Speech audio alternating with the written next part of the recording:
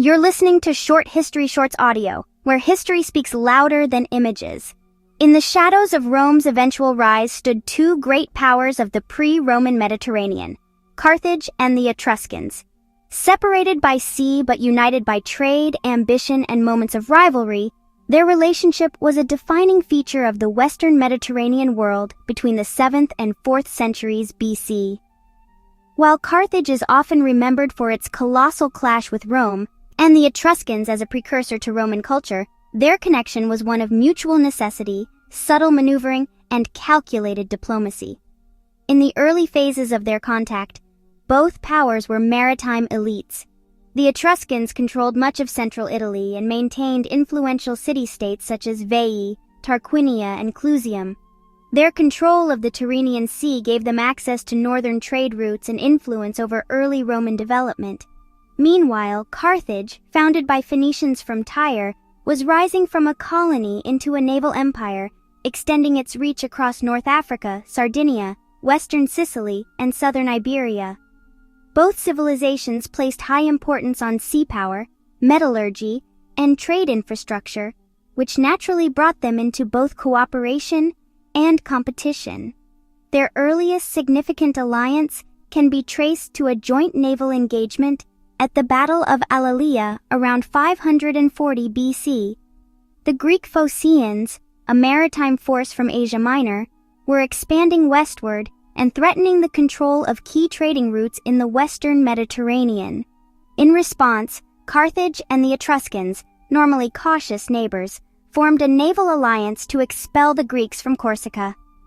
The resulting battle, though indecisive, led to the Greek withdrawal and divided Corsican influence between Carthage and Etruria.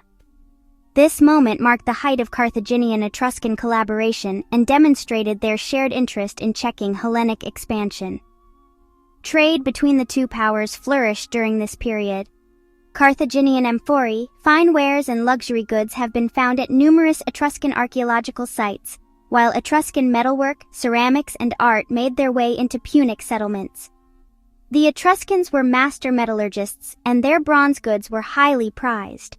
Carthage, meanwhile, served as a distribution hub, linking Etruscan products to markets in Iberia, Africa, and even the Levant.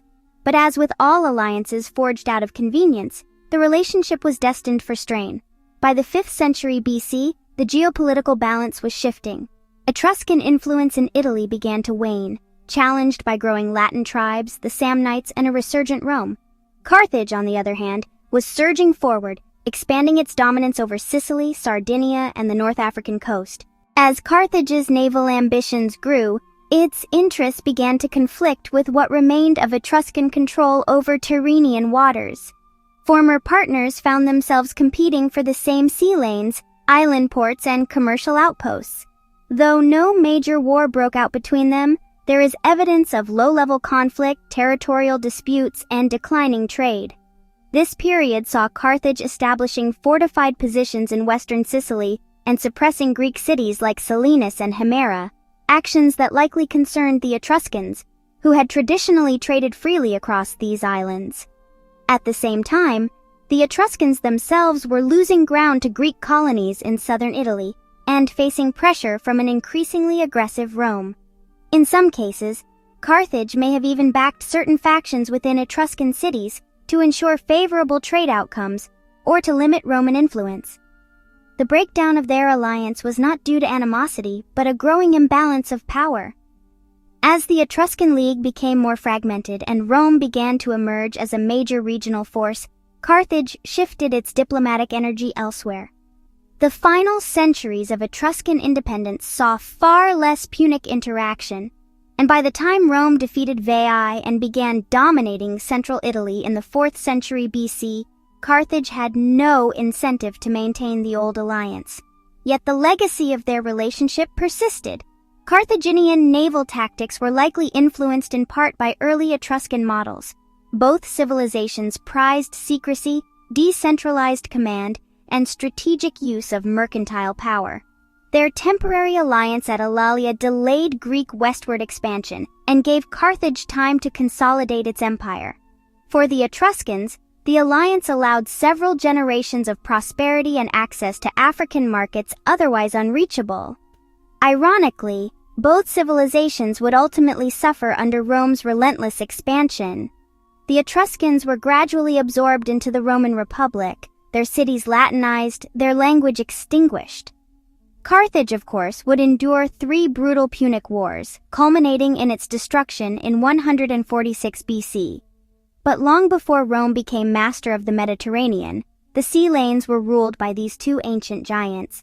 Their story is not one of simple alliance or clean rivalry, but of dynamic interplay, cooperation in the face of shared threats, divergence when ambition outweighed benefit, and mutual influence that shaped the region's cultural and commercial life for centuries.